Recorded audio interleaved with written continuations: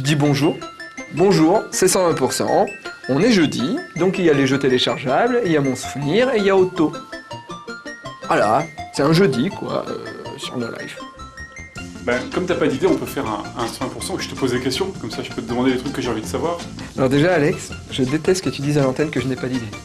Parce que ça ternit mon image et si tu veux, si par exemple je participe à un casting pour IDTF1 peut-être, les gens peuvent se dire « Ah, c'est un animateur qui est assez mauvais parce qu'il n'a pas d'idée ». Alors que juste avant, je t'ai fait quand même 320%, plein d'imagination et même, je dirais, rempli de verve. D'accord. Bon, et j'ai une première question. Est-ce que je peux garder ça ou on coupe avant? Oui, tu peux garder ça. On regarde les news alors? On regarde les news, Alex. Ok, alors. Comme ça, je réfléchis à une question. Ok.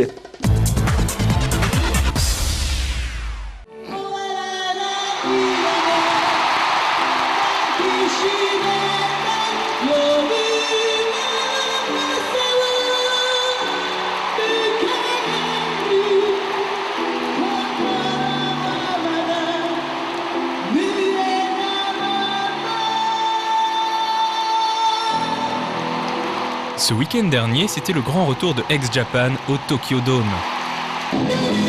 Après 10 ans de séparation, le groupe fondateur du Visual Kei est revenu pour une série de 3 concerts historiques. No Life était présent pour filmer et diffusera très bientôt un reportage sur l'événement.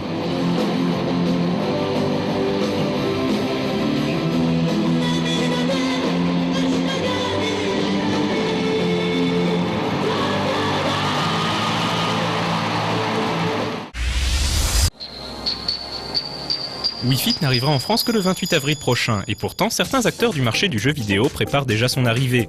C'est le cas de Nobilis qui proposera dès la sortie du jeu, via l'une de ses filiales Subsonic, une gamme d'accessoires pour le Wii Balance Board. On y trouvera non seulement un sac pour transporter l'objet, une housse de protection, mais également une batterie rechargeable ainsi que des patins antidérapants. Au vu du succès rencontré par Wii Fit au Japon et du carton en prévision chez nous, cette initiative devrait probablement en appeler d'autres.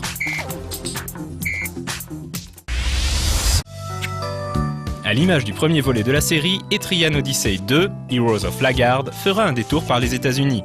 Atlus vient en effet d'annoncer que son jeu débarquerait sur DS le 17 juin outre-Atlantique. Comme son prédécesseur, ce RPG ne sera certainement pas à mettre entre toutes les mains du fait de sa très grande difficulté. Des sauvegardes intermédiaires ont tout de même été ajoutées pour cet épisode, histoire de faciliter la progression du joueur dans les vastes donjons truffés de monstres. Il sera également possible de créer 30 personnages qui pourront adopter l'une des 2 nouvelles classes du jeu, à savoir le Gunner et le Dr Magnus.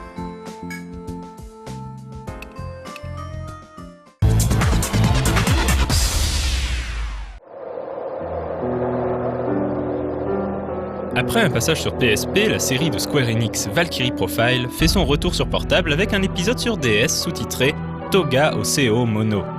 Ce jeu comptera les aventures de Wilfried, un humain parti défier les dieux du Valhalla. L'une des nouveautés de ce volet sur la portable de Nintendo devrait être le passage à une vue isométrique qui remplacera donc la traditionnelle vue de profil. Sortie du jeu au Japon dans le courant de l'année, sans plus de précision.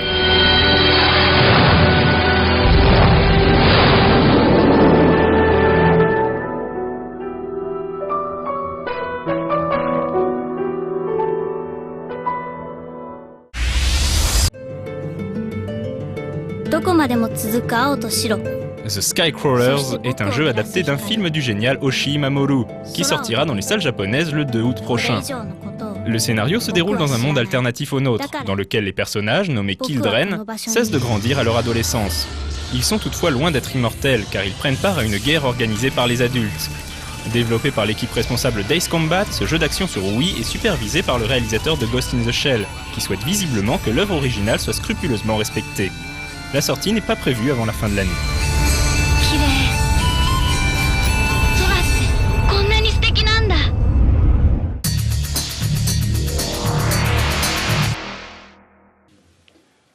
Alors, combien de clips de musique japonaise tu connais le titre? It's Party Time. Alkali. Hein?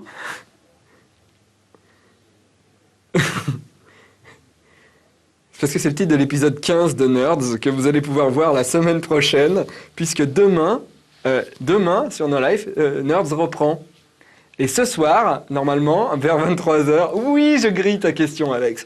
Vers 23h, vous allez avoir 22h30 ou 23h, je ne sais plus, la compile totale de la saison 2 de Nerds, enfin la première partie, les 13 épisodes d'affilée. Il faut tout regarder pour pouvoir être prêt pour l'épisode de demain. Vous verrez, c'est un épisode un peu spécial.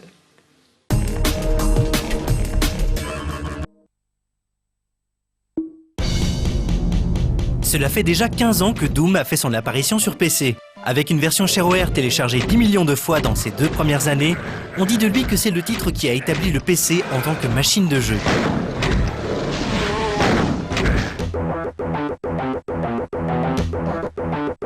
Le joueur y incarne un Space Marine endurci qui se trouve en séjour disciplinaire sur Mars. C'était sans compter sur les expériences de téléportation menées par l'armée terrienne, qui ouvre malencontreusement une porte vers l'enfer.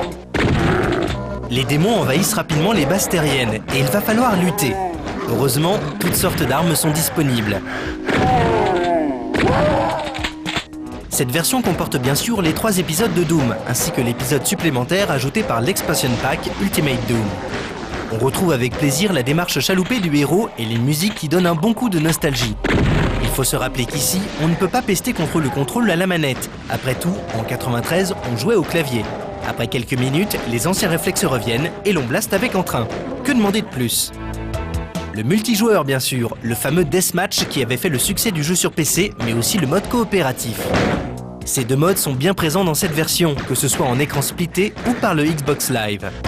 La seule chose qui manque, c'est toutes les cartes créées par les joueurs à l'époque, mais c'est plutôt normal pour une version console. Allez, on attend avec impatience le portage de Doom 2 avec son super shotgun.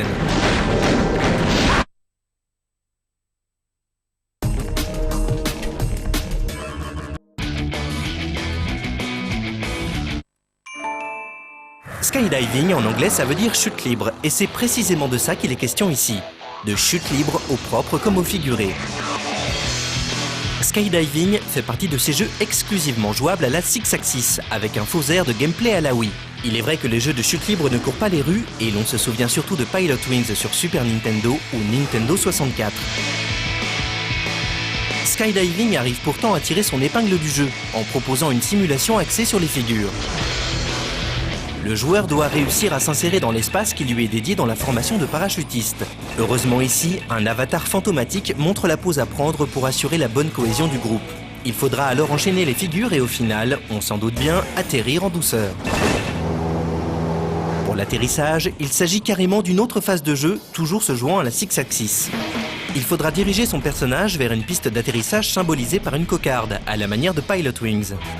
Mais en fait, vu le design des personnages, on les laisserait bien s'écraser au sol. À commencer par l'instructeur, une sorte de bibendum Sentai ridicule avec une espèce de crête ressemblant plus à une déjection canine sur un trottoir parisien qu'à une coupe de cheveux. C'est d'ailleurs lui qui fournira le permis de chuter librement.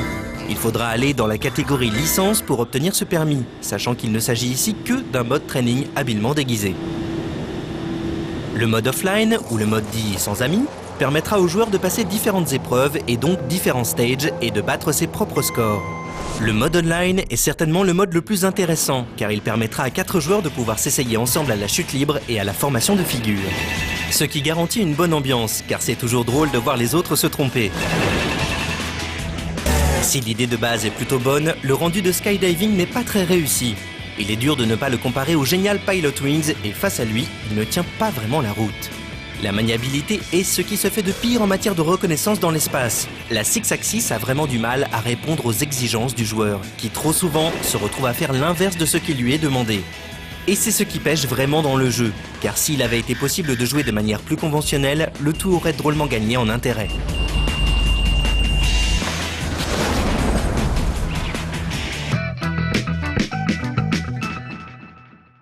Ok. Quel est, depuis que tu fais No Life, quel est le truc le plus bizarre qui te soit arrivé dans la rue, avec des gens qui viennent te parler, qui te demandent des trucs peut-être un peu farfelus? Bon, on m'a agressé, mais ça n'a rien à voir avec No Life. Bah ouais, c'était pas la question. Il y a un mec plâtrier qui voulait à tout prix que je l'embauche à No Life.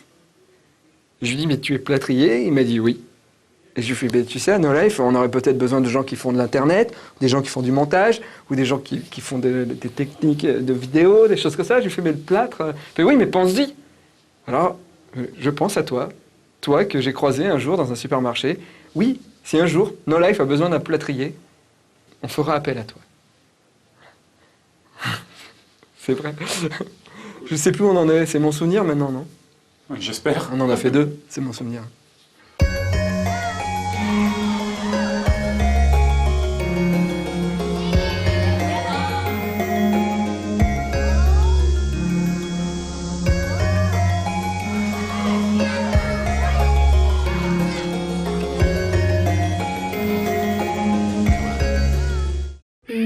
Je crois que mon souvenir, ce serait Metal Slug X.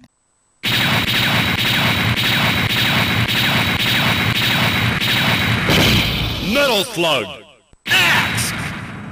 Lorsque j'ai été fabriqué en 95, j'ai d'abord passé quelques années dans une salle à Ikebukuro avant d'atterrir en 97 à Paris, dans une des seules salles d'arcade encore en activité.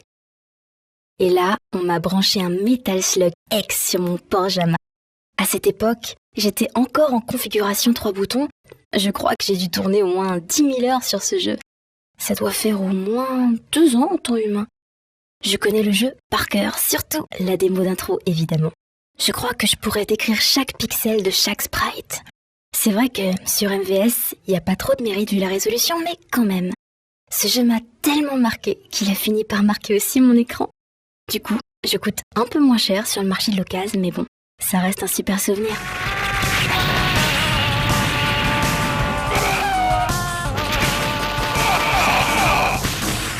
Thank you.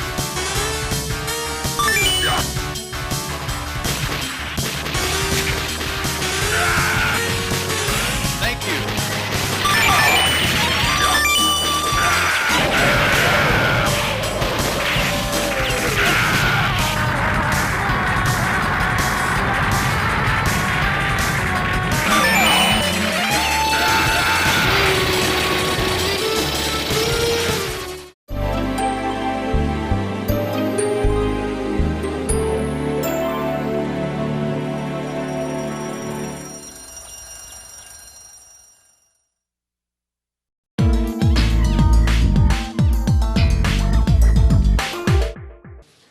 Tu regardes No Life à quelle heure et quelles sont tes émissions préférées? Je regarde No Life à quelle heure? Normalement vers 19h. Je regarde le premier 101% de diffusé, si j'arrive à rentrer du travail à temps, ou si je ne tourne pas à No Life, comme souvent. Je regarde 101%. J'aime bien regarder le Superplay, le lundi, juste après. Qu'est-ce que j'aime sur No Life comme émission? J'aime bien Superplay, j'aime bien les Retro and Magic. C'est un gamer, quoi. Ah ouais. Ah oui, par exemple, si on me dit tu aimes la musique sur No Life, je vais dire bof. À part It's Party Time de Ali Kali. Ok. Voilà, c'est tout. En auto, j'adore Caroline parce qu'elle bouge beaucoup les bras. C'est mon personnage préféré à No Life. Et j'aimerais bien l'avoir en figurine. En action figure. En action figure. Tu sais, un truc dans le dos, comme ça. Salut, c'est Otto. Et moi je suis tombé en esclavage de ce sourire, de ce visage, et je lui dis emmène-moi. Bonjour et bienvenue dans Otto. Après ce vibrant hommage à Pierre Bachelet qui nous chantait Elle est d'ailleurs, on va retrouver tout de suite, non on va pas retrouver tout de suite parce qu'on a pris un peu de retard vu que c'est la Saint-Richard. Donc en fait on va voir les tie-up en dernier, après on va voir les sorties parce qu'il y a beaucoup de sorties et il y en a énormément, il y en a plein. Mais tout de suite on va voir les concerts.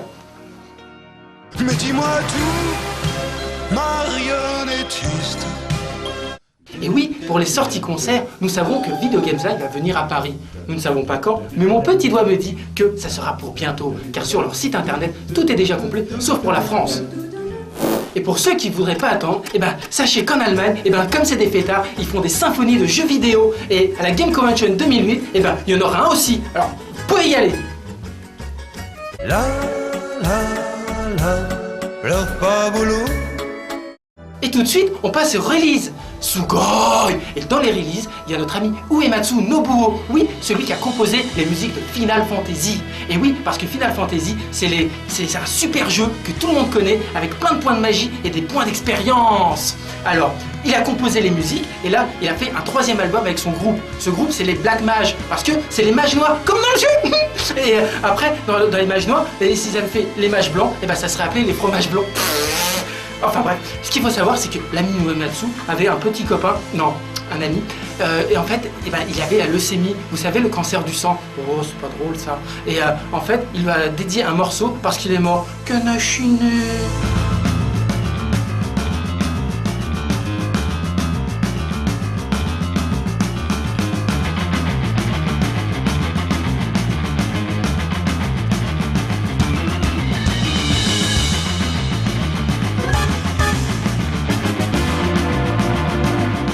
Deuxième release, c'est True Blue, The Best of Sonic the Hedgehog, où on retrouve toutes les versions chantées des chansons de Sonic dans tous les jeux. Et il y a Sonic Adventure, il y a Sonic Adventure 2,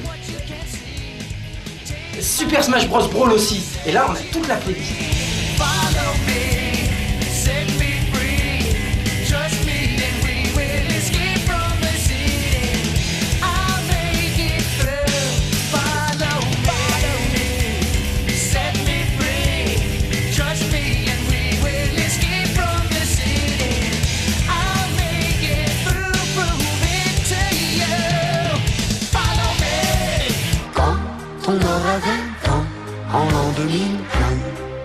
Et tout de suite, on retrouve les tie-up. Alors les tie-up, on ne sait pas ce que ça veut dire, mais c'est génial. Alors les tie-up, aujourd'hui, on a Kokia. Parce qu'il faut savoir que Kokia, la première chanson qu'elle a faite, c'est l'opening de Tel Concerto. Vous savez, ce petit jeu vidéo avec plein de chiens mignons.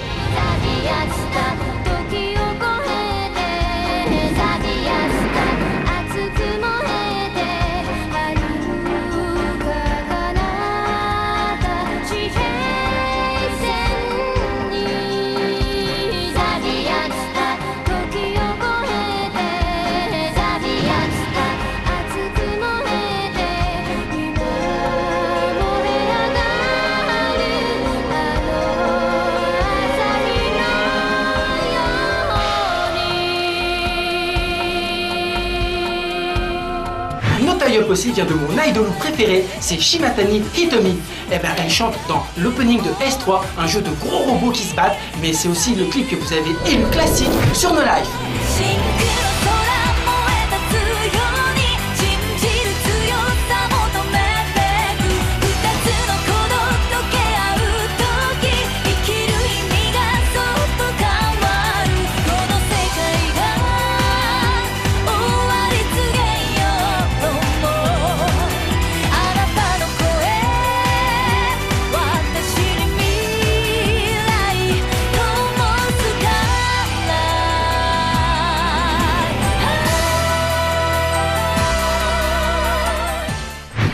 Dernier tie-up, c'est celui... Ils ont aussi un autre clip qui est...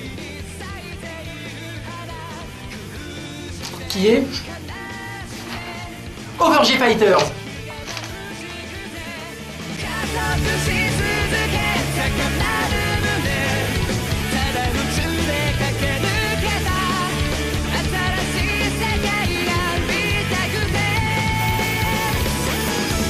Et avant de se quitter, on va retrouver une nouveauté qui est, petite feuille, un clip des Idolmaster, Ohio Asagohan, qui veut dire bonjour petit déjeuner. J'espère qu'on trouvera l'ami Chicoré. Allez, bisous, à bientôt.